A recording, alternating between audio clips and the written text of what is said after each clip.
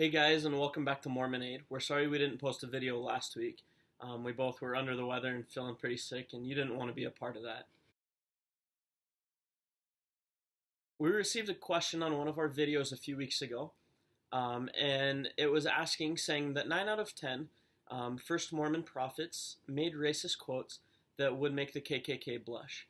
Today's LDS leaders say that they are wrong and condemn them, and ask that are we aware of these quotes, and how do we balance our faith when prophets communicating with the same God are on opposite sides of the truth?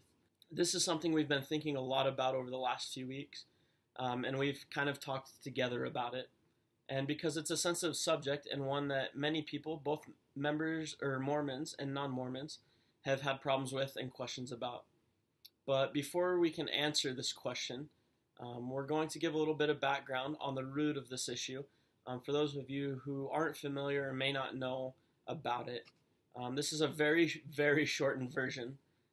So if you'd like more information, you can find the link in the description below this video after you're done watching. So when the LDS Church was first organized by Joseph Smith in 1830, racism was rampant across America. And while the idea of hating someone just because of their skin color is disturbing and appalling to us now in today's world, the reality is that in 1830, racism influenced every aspect of people's lives, including their religion. During this time, many Christian churches were segregated. However, the LDS Church was one of the few where segregation was not found. From the beginning, people of any ethnicity or race could be baptized and become members of the Church of Jesus Christ of Latter-day Saints. After Joseph Smith was martyred in 1844, Brigham Young became the prophet of our church. He was also chosen to be the territorial governor of Utah in 1850. There were many Southerners who had converted to the LDS Church and migrated to Utah, bringing their slaves with them. These Southern members of the church wanted to know what their slaves' legal status was in the new territory of Utah. So Brigham Young delivered 2 speeches before the Utah Territorial Legislature at the beginning of 1852, where he announced a policy restricting men of Black African descent from receiving the priesthood. He also stated that at some time in the future, Black church members would have all the privilege and more enjoyed by the other members of the LDS Church. As time went on, more church leaders continued to restrict the ordinances of those of African descent and what they could participate in, including temple ordinances and even temple marriages. Over the years, many leaders and members of the LDS Church have talked about different theories to explain why these restrictions were put into place, such as the claim that blacks descend from the same lineage of the biblical Cain, and that they were dark-skinned because of God's curse put on Cain. However, none of these theories or rumors that you'll hear about are accepted today as doctrine of our church. These ideas are echoes of the widespread ideas about racial inferiority that were rampant during the time that the policy was instigated. The theories are wrong, and we do not support them. By the 1940s, racial integration was becoming more of a regular thing in America. The church president at the time, his name being David O. McKay, was quick to emphasize that the policy restriction only applied to men of Black African descent. The LDS Church allowed Pacific Islanders to hold the priesthood, and President McKay made sure to clarify that Black Fijians and Australian Aborigines could be ordained to the priesthood at that time. Think of the situation from the perspective of the church leaders. They probably didn't want us to believe that the previous leaders of the church had made mistakes in any area of the church, particularly one that was so controversial and sensitive to many. Leaders of the church during this time believed that they needed revelation from God to change the policy on priesthood ordination. They could not change it just because the policy made them feel uncomfortable, and it did not fit with the growing acceptance and integration occurring in America at the time. President McKay did not feel impressed to change the policy. Imagine how that must have felt, to see progress occurring in America and to be told that the same change could not be made in the church at the time. I'm sure many of the church leaders had heavy hearts and many sleepless nights over that information.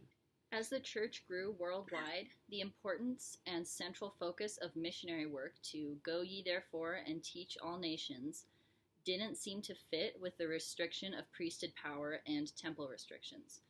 The Book of Mormon declares that the gospel message of salvation should go forth to every nation, kindred, tongue, and people, even though everyone, no matter their skin color, was invited and allowed to be baptized. The fact was that those of African descent could not progress as far spiritually as other members of the church. This caused church leaders to really ponder that promise made by Brigham Young all those years ago.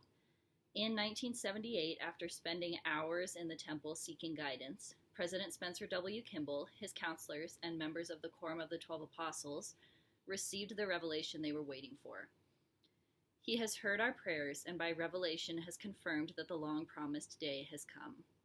The first presidency announced on June 8th. They stated that they were aware of the promises made by the prophets and presidents of the church who have preceded us, that all of our brethren who are worthy may receive the priesthood. The revelation rescinded the restriction on priesthood ordination, and it also extended the blessings of the temple to all worthy Latter-day Saint men and women. The first presidency statement regarding the revelation was canonized in the Doctrine and Covenants as Official Declaration 2.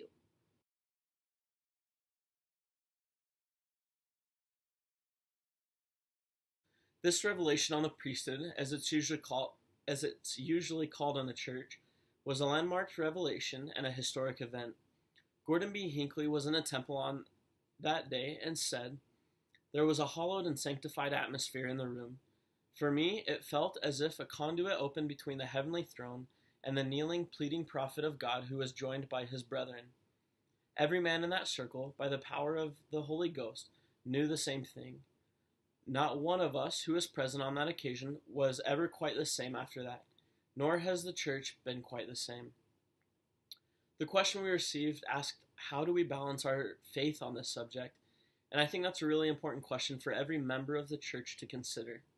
The fact is this: leaders of our church make mistakes.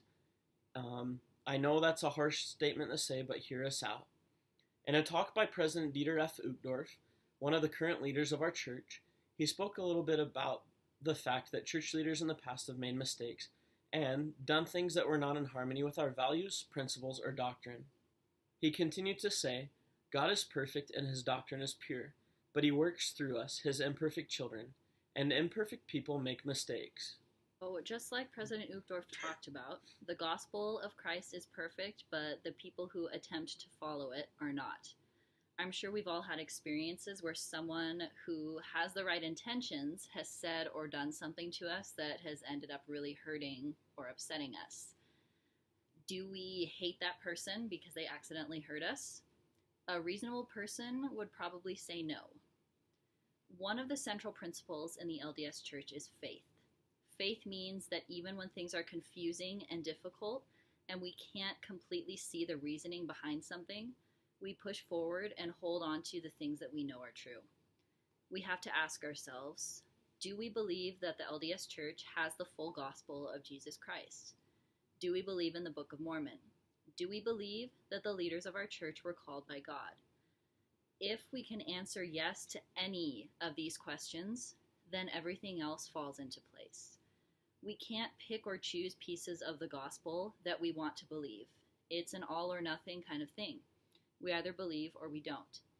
There are so many reasons not to believe in the LDS Church. Mistakes previous leaders have made, confusing doctrine, rumors spread by those who hate the church. We could go on and on and on. But there are more reasons to believe than there are to disbelieve. And that is how we balance our faith, by remembering that the true principles of the gospel have nothing to do with anyone's race or ethnicity or their age or sexual orientation, anything like that. The base foundation of our church is the gospel of Jesus Christ, and that will never change. Zoe has her usual message. She's gonna give it to you guys right now. So guys, it's good to see you again. I missed you. And just a reminder to like our video, subscribe to us. We are at 33 subscribers. Yay! We want a lot more though, guys. Continue to follow us on Instagram, Facebook, Twitter, everywhere you can imagine. We love you guys, and we'll see you again next week. Hey guys, just a reminder, we shared at the beginning of this video about a link that you could find more information on. Don't forget to follow that. It's going to be in the description below. And next week, sorry, I have licking Tourette's, guys. And next week, we are going to have a very special guest, my uncle. I love you guys again. Bye!